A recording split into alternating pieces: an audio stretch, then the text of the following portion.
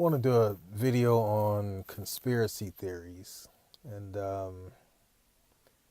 it's real tough, and one wouldn't think that uh, telling people information would be as tough as it is.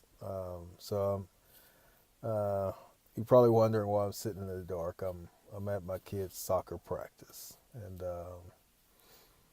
and just figured I've been trying to get some videos done, for several days, um, and just hadn't gotten to it. So I'm like, okay, I'll do this while I'm sitting in the car. But um,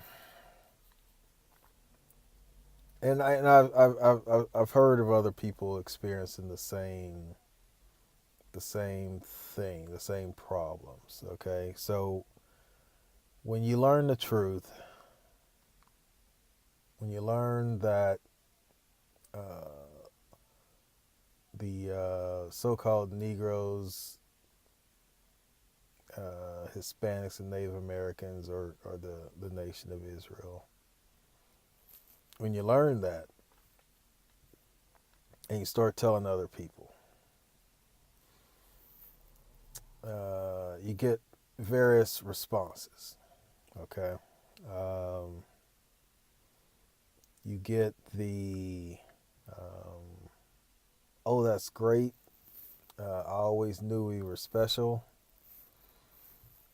Um, you get that response. You get the that's interesting response. Um, and and that response is normally tied to someone saying that they're gonna look into it and they don't, and then you get the response where the person just won't believe what you're saying, and not only won't they believe it, but they don't want to hear any evidence that you have. So it's really tough, and you initially, you once you confirm the information for yourself, you're excited.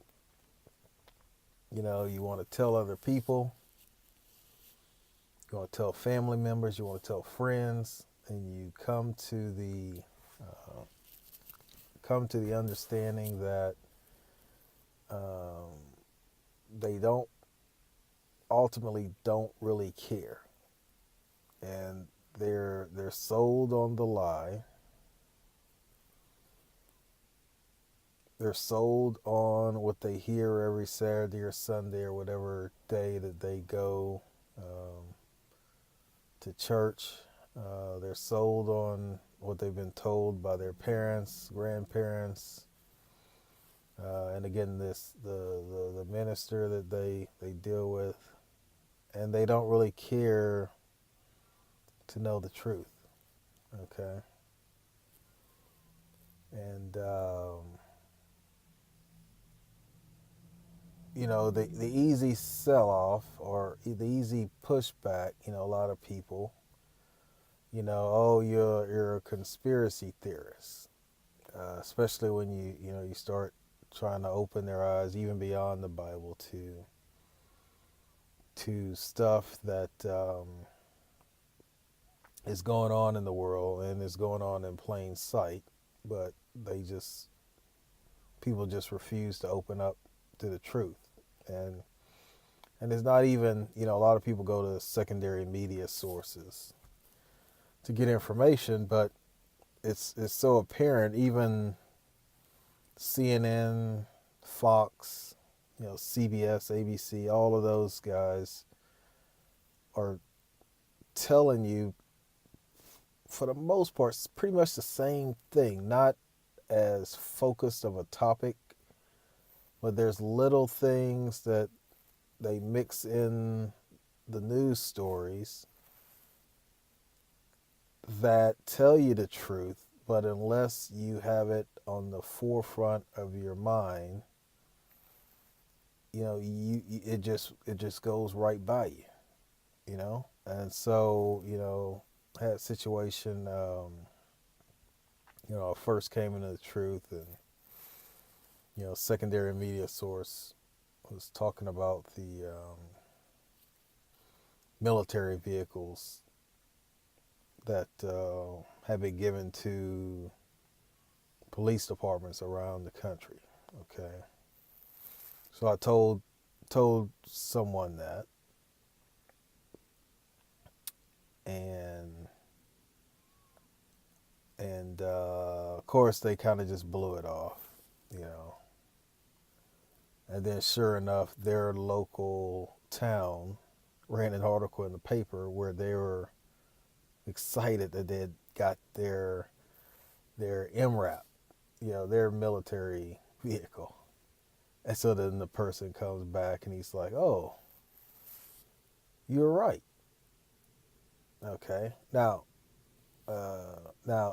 even in plain sight, you'll see whenever there's some type of,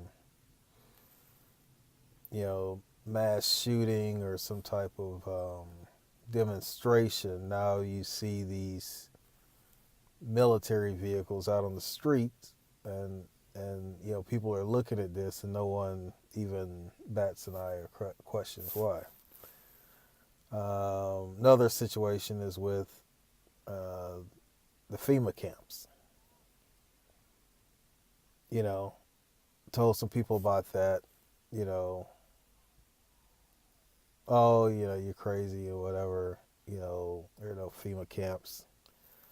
And then, sure enough, on CNN, they ran a story, and about the I think it was about some of the Syrian refugees coming to the U.S., and they mentioned something about putting them in the FEMA camp in Atlanta. And then again, had someone come back to me with egg on their face. "Oh, yeah, I saw that on CNN about the FEMA camp." And so, but it's like they get that, then they go right back to sleep, right? And then you got people who, follow the stuff, but it's just entertainment, just a point of conversation. They don't link it up or try to link it up with the Bible and anything like that. So, you know, just to say something about conspiracy theories or conspiracies in general. If you have an understanding of the Bible specifically tells you in several places that there would be a conspiracy taking place in the last days. Okay? And, Psalms 83. If you read Psalms 83, you start at verse 1. I don't have my Bible with me right now. I meant to bring it and I forgot it. But it tells you how there's going to be a global conspiracy against the real nation of Israel. And it names every other nation on the planet as being involved with the conspiracy. Okay? And then, just another example, in the book of Amos, I think the 3rd chapter, it tells you how there will be another conspiracy against the nation of Israel to put them into captivity. Basically the Africans putting them into captivity and selling them to the Grecians, who are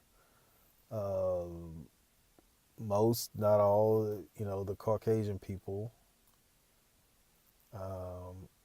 so they can remove them far from their borders. Okay?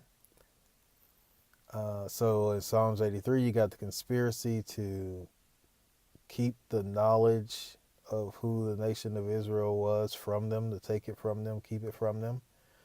and not let them become a nation again. And the other one, again, same thing, part of that conspiracy to remove them, basically put them on the other side of the world so they're nowhere near their homeland. Now, two conspiracies in the Bible. So the Bible deals with conspiracy. Not conspiracy theory, but actual conspiracies that are played out here in the last days, and it once you start researching things, it's very apparent. I mean, there's books, um, there's books that I was showing someone recently on Russian icons and on let's see, Russian icons and another subject matter. The one, those books I've seen those books on pages from those books online in videos where it shows images of black people who were ruling um, the Byzantine Empire, ruling Russia, ruling Eastern Europe. And those books, some of them are $2,000. Now, these aren't ancient books, where there's one or a handful of copies or something like that. These are just, paperback books, $2,000, $500, $800, just different prices. Just basically pricing it out where they keep it out of the hands of the masses. And so, that's conspiracy. Um, so, just using that as a simple example, but um, the biggest partaker of the conspiracy is just the pushback you get when you try to bring forth anything that has to do with history that's contradictory to the Renaissance history. You bring anything forth from that, you get, people just totally trying to discredit you before you can even, get your argument sent forth. But so um, it's not a matter that there's people are conspiracy theorists, and when you think of a conspiracy theorist, they're always thinking about or the idea of a conspiracy theorist is somebody who's always thinking about some wild, unimaginable, unrealistic